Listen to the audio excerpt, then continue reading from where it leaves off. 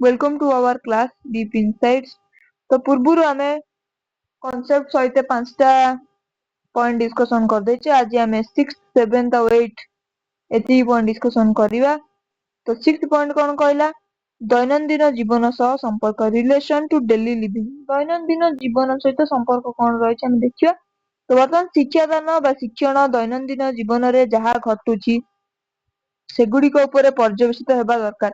तो शिक्षादान और शिक्षण दैनंदिन जीवन में जहाँ घटुची daily day to day life रे जहाँ घटुची से बेस्ड हेले बेटर हम।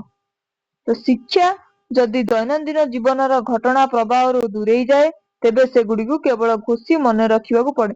जदि day to day life related न तो छोट पिला जमी कौन कह जाए जे तुम डे टू डे लाइफ तुम कौन करुच डेली लाइफ गोटे लेखिक आण एसे भरिका। तो से कथा कहूँ डे टू डे लाइफ से रिलेटेड है जदि पाठ भित्तिक है बेटर लर्निंग हो पार।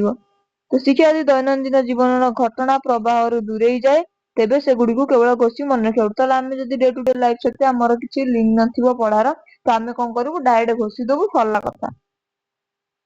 से पढ़ा को समाज और संस्कृति ठारू अलग बोली भावे। ताले जदि यही भाया माने डे टू डे लाइफ टू अलग है पाठटा कि जे कौन गोटे टॉपिक टा आम घोषी देवु है तो समाज संस्कृति ठारू भिन्न बोली भावे।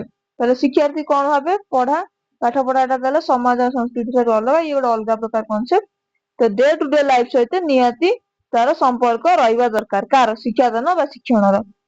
तो ये गला 6 नंबर पॉइंट। तो 7 नंबर पॉइंट हूँ कौन, न्यूनतम शिक्षण स्तर, मिनिमम लेवल्स ऑफ लर्निंग।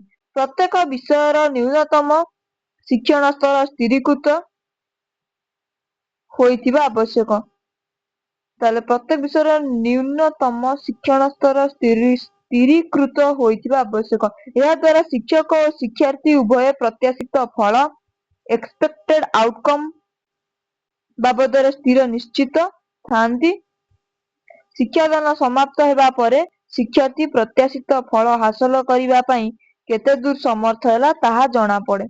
ताले मिनिमम लेवल्स ऑफ लर्निंग तार गोटे मिनिमम लेवल थाए। तो से विषय रे शिक्षण स्तर रे निहाती मेंशन हवा दरकार। ए श्रेणी रो पिला माने या पढ़िया दरकार।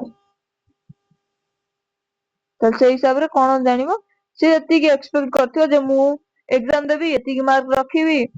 तो सी जहाँ भाभी कि शिक्षक शिक्षार्थी उभय भावी जे पिलाटा मु पढ़ेली तो ये मार्क रखिबो। जदि से मार्क रहला ताले शिक्षण ठीक होइछि। तर वर्तमान 7 नंबर पॉइंट सरीगला। 8 नंबर पॉइंट कौन देला, क्लिष्टता अनुसार विषय वस्तु स्थानित, arrangement of subject matter according to graded difficulty. तो प्रत्येक विषय रे प्रत्येक प्रसंग स्थान पाई परिबो नाही। तो प्रत्येक विषय रे प्रत्येक प्रसंग स्थान पाई परिबो नाही।